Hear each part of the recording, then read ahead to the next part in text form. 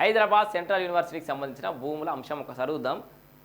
కంచకచ్చబౌలి భూమిపై రాష్ట్ర ప్రభుత్వం స్పష్టీకరణ, సుప్రీంకోర్టుకు అఫిడవిట్ సమర్పణ.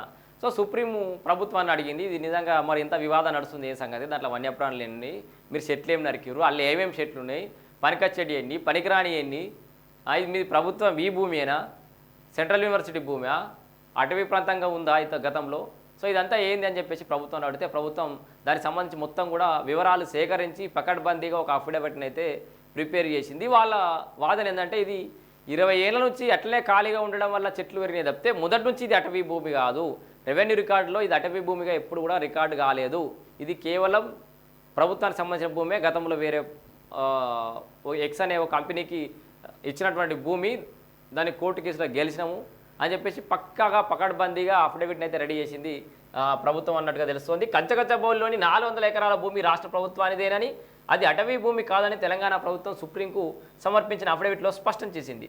ఈ భూమి ఎప్పుడూ అటవీ రికార్డులో లేదండి, ఏ ఇయర్లో కూడా ఇది అటవీ భూమిగా ఎప్పుడు కూడా రికార్డు కాలేదు.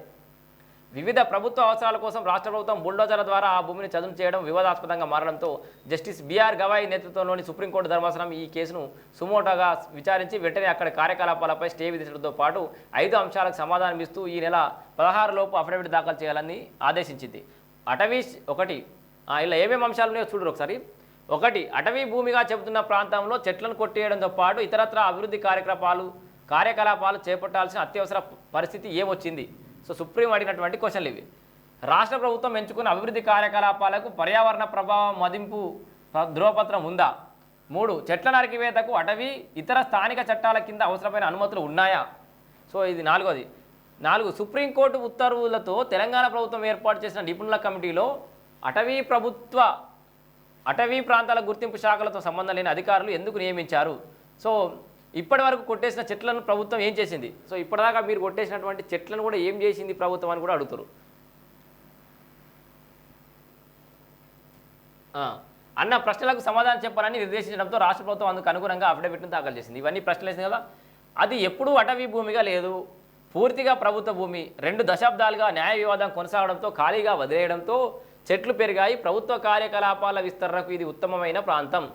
కానీ ప్రభుత్వం వాళ్ళ వర్షం వాళ్ళు చెప్పుకున్నట్టు ఈ భూమిపై వివాదం లేదు, ప్రభుత్వం అభివృద్ధి చేస్తే పెట్టుబడులను ఆకర్షించి వేగంగా ఉద్యోగాల సృష్టికి వీలవుతుంది. ఈ భూమి ఓపెన్గా ఉండటంతోనే చుట్టుపక్కల ప్రాంతాల నుంచి జంతువులు చచ్చిపోతున్నాయి.